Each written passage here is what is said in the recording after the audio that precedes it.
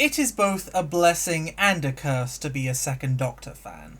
On one hand, he has some of the show's best ever stories and some of the most consistently great writing in the entire franchise.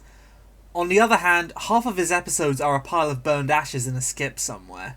Ugh, the pain we feel, it is excruciating. So that leaves us to try and soothe it by other means. We can try partially restoring these missing adventures with cute little animations. Aw, look at that cartoon trout dance. We can make new adventures, some of them in prose where we can apply our own mental images of the character and how he would act, some of them on audio, with impressionists trying their best to bring this particular Doctor back to life in a performed medium. And some of them are just us messing about with action figures. But there is another method, and one that I don't think a lot of people consider. Taking the other roles that Patrick Troughton starred in throughout his career and attempting to recontextualise them as part of his era on Doctor Who. What are you staring at me like that for?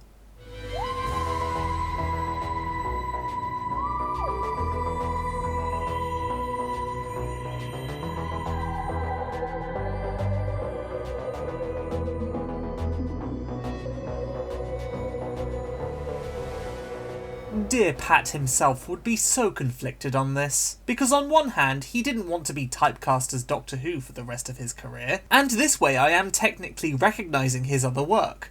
But on the other hand I'm doing that while desperately trying to recognise it as an extra instalment of his time as Doctor Who. Heh. Look, I'm desperate, okay? I just want more of my boy too in as authentic a manner as I can get him. So what other roles of Troughton's are there that I could headcanon as extra Doctor Who? The Omen?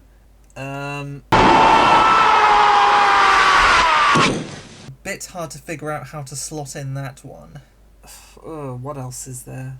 Ooh, Smuggler's Bay? It also features Fraser Hines, so I could totally pretend that this is Tu and Jamie in an extra adventure that we didn't get to see. Oh, wait, it's missing. Curses!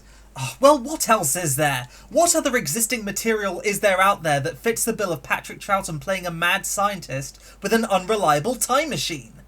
Wait, what's this? A Hitch in Time?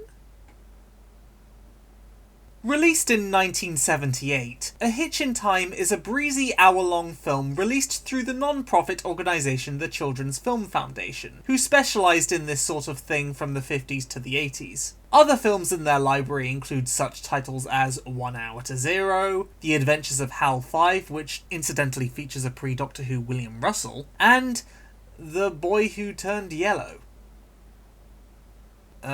Either way, A Hitch in Time is just one instalment in their filmography, and it stars Patrick Troughton as a genius scientist who has a time machine in his possession. Pretty sus there. You're one blue box prop away from a BBC lawsuit. Well, either way, this quaint little film has already done half the legwork for me to consider it canon, so all that's left for me to do is to go through it and see how we can slot it into the Second Doctor's timeline. I'm not going insane, I swear. The film opens with the quaint little jingle that they repeat pretty frequently throughout, and I'm sure will get irreversibly lodged in your brain at some point during the runtime.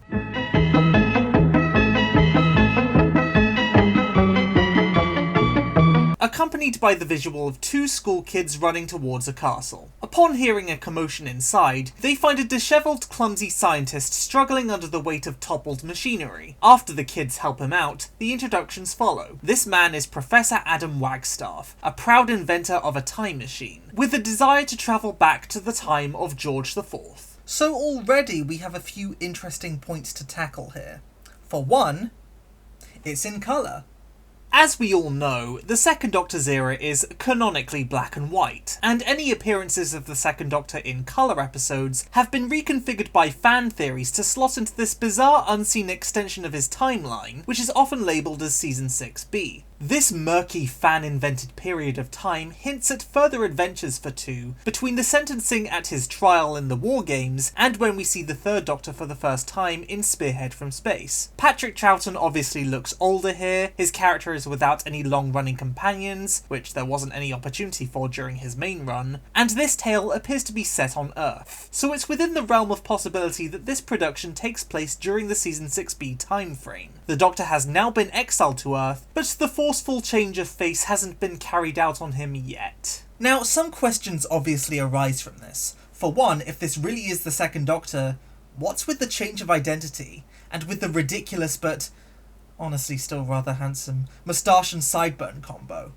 Well, the Doctor straight up acknowledges this himself in the War Games. He finds the very idea of an exile to Earth humiliating, especially since he's already known there. Can you imagine the once famous time-travelling Doctor being neutered of the very thing that others envy of him? Oh, what a nasty fate indeed. So while waiting for the Time Lords to change his face, 2 grows out his facial hair and adopts a different name to fly under the radar. See? Very simple.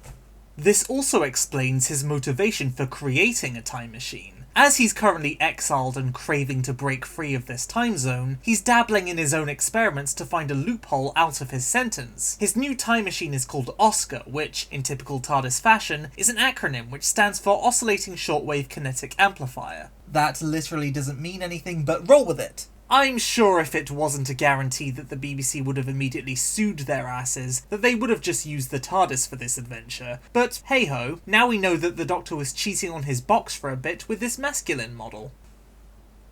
So the Doctor, sorry for dead naming, Professor Wagstaff thanks the children, Paul and Fiona, for their assistance, and they go on their merry way to school, promising to come back and help him out later. We then follow Paul's morning at school, where this overacting teacher called Sniffy Kemp gives him a hard time for being late. Later, Paul and Fiona head back to the castle to assist Wagstaff, who has now given Oscar the ability to talk. Are you ready for programming?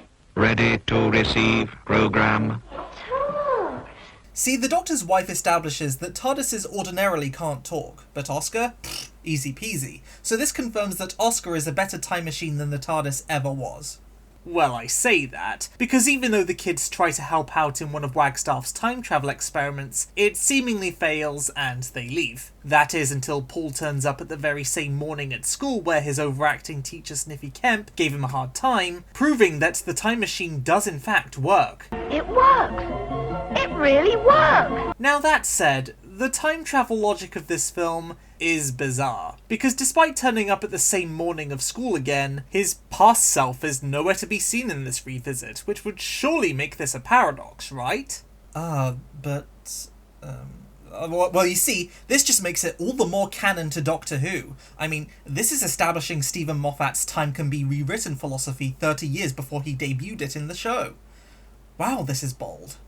Also, side note, did Troughton really have to put so much unrestrained enthusiasm into this performance? It only makes me want to canonise it more. But it works, it works, it works! That's all that really matters. Yahoo! So anyway, Wagstaff wants to test the machine more, with Paul and Fiona volunteering to be the guinea pigs. So Wagstaff aims to send them back to the time of Robin Hood in the 1100s. We then get a shot of the two of them in the time vortex, which very much looks like a prototype for the Doctor Who Starfield title sequence of the 80s. But either way, Oscar proves that maybe he's not so much better than the TARDIS after all, as he also seems to be constantly unreliable and blows up all the time. Paul and Fiona are sent to the wrong time, and the two of them start investigating. That newspaper must have a date on it.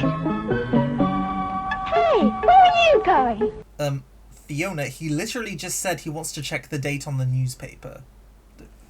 You use your ears? They find they were sent back to 1953 and wander over to their school before it was their school. They bump into Sniffy Kemp of the past, who's cosplaying Peter Davison's Doctor 4 years before his debut. Cheesy insults are exchanged, and then a ridiculous kung fu fight scene breaks out. The authorities get involved and take Paul and Fiona away, but Wagstaff fixes Oscar in the present and manages to send the children further down the timeline, until Oscar blows up again. Damn, it really is just like the TARDIS. The following two set pieces are set in 1816 and 1645 respectively, and they both involve Fiona and Paul being stuck in a tree for some reason, and they have to thwart Sniffy Kemp's ancestor from doing something dumb. Both times his response is surprisingly bloodthirsty for such a light-hearted children's film, but both times the kids are able to escape. Oh yeah, and then Oscar goes haywire and sends them back to the Stone Age. Welcome to An Unearthly Child, episode 5, everybody. Big fire! Anyway, Wagstaff fixes Oscar, who returns Paul and Fiona to the present, and then blames all the faults on Wagstaff. Fault lies entirely with human programmer. Wait, human? Well, clearly the Doctor is using a chameleon arch here to hide his Time Lord identity, and, you know, he still retains his desire to time travel, so, yeah, that's how it's still canon. Either that or Oscar's just wrong. Yeah, that's probably it. Either way, because of something to do with weight, they decide that the next time travel experiment should just be Fiona alone, who wears a sack and is sent to 1641, but of course doesn't end up there and is instead sent to 1941. That's the Second World War, isn't it? Bombs and things. Yeah, thanks for that, Paul. Fiona seems super unfazed at ending up during the Blitz, and in a real act of stupidity, openly and repeatedly refers to her yet-to-be grandpa as her grandpa. Is the war on, Grandpa?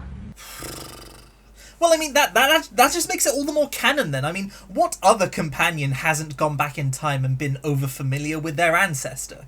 Now, what's your name? Fiona. Fiona. Fiona who? Damn, new spin-off coming our way, lads. Anyway, between the stock footage of planes and bombs, some kind lady with bizarrely prominent eyebrows comes to escort Fiona off of the premises. In the middle of an air raid. And surprise surprise, they get caught up in the attack. But thanks to Wagstaff in the present, Fiona is teleported out of harm's way. Feel really damn sorry for the nice eyebrow lady though. She now thinks she's responsible for a young girl's death and has to have that weigh on her conscience for the rest of her life. Yeah, this thing really has a tone problem, huh? Well, then there's this weird sequence where Fiona goes a bit bonkers and is plunged into all kinds of scenarios throughout history. I could have a field day with that.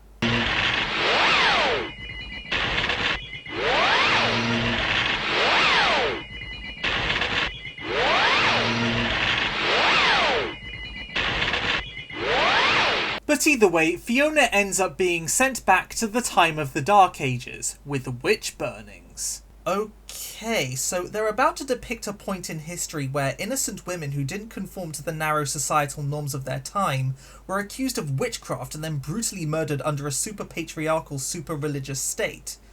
I mean, that might be a bit dark for a children's film, but who knows, maybe in execution they could handle it, and Witches and things.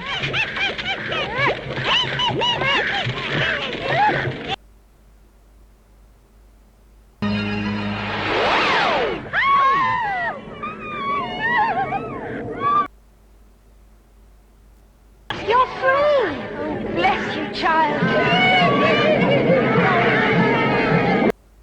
I don't think they understood what the witch burnings actually were. Well, Wagstaff moves Fiona to 1741, where she witnesses a super homoerotic bondage scene before being chased and taken captive.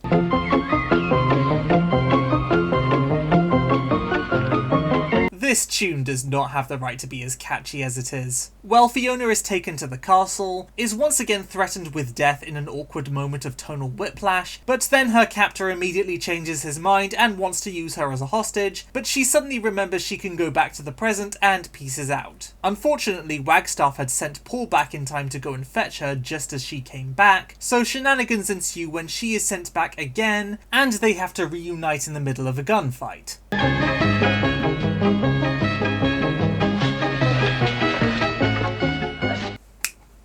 Why is this tune so incessantly catchy? This is 2's equivalent of I Am the Doctor, I swear to God. Well, they get back and are a bit peeved, but it's all well and good because Wagstaff is satisfied that the machine works well, despite the dozens of technical difficulties, and volunteers to go back in time himself when they next meet up. Finally, the Doctor will escape his exile and be a free citizen of the universe once again! He even dresses up as a jester, which is thematically deep because the Second Doctor himself is often seen as rather clownish in his appearance and behavioural quirks, so clearly this is symbolic of him trying to regain his identity that he felt his people stole from him by exiling him here. It's thematically deep, I tell you! Thematically deep! If the speed of time flight drops below... Jesus, what's with all the 80s foreshadowing in this production? Anyway, Wagstaff is sent back to 1364 to visit Edward III, therefore making this another Troughton pure historical. And Fiona goes off to play lacrosse while Paul stays guard over the time machine to make sure nothing goes wrong. But then Sniffy Kemp turns up, being suspicious of Paul, and he has the police arrest him under suspicion of harbouring a bomb factory, while Wagstaff is unsuccessful in his attempts to entertain King Edward and is condemned to execution. I'm not really a jester. I'm a famous inventor on a visit from the 20th century. Well, that's good for a laugh, isn't it? Oh, that man can charm the socks off of me any day. What? I didn't say anything. Well, Paul escapes and catches up with Fiona, and they and the lacrosse team, with no questions asked, go charging back into the castle to overthrow the police and Sniffy Kemp, and thus allow Paul to recall Wagstaff back to the present before his execution. Sniffy Kemp demands the police arrest Wagstaff and accuses him of being a menace to society, despite never having met him before this very moment, therefore showing that he really is the Second Doctor's most formidable enemy. And then... Suggest, operate, recall, leaving Kemp as schoolboy. And then... Oh dear! We're unprogrammed! So what happened to us? And then... This is where we came in. You in there, Professor? He's done it again. Get me out! Come on!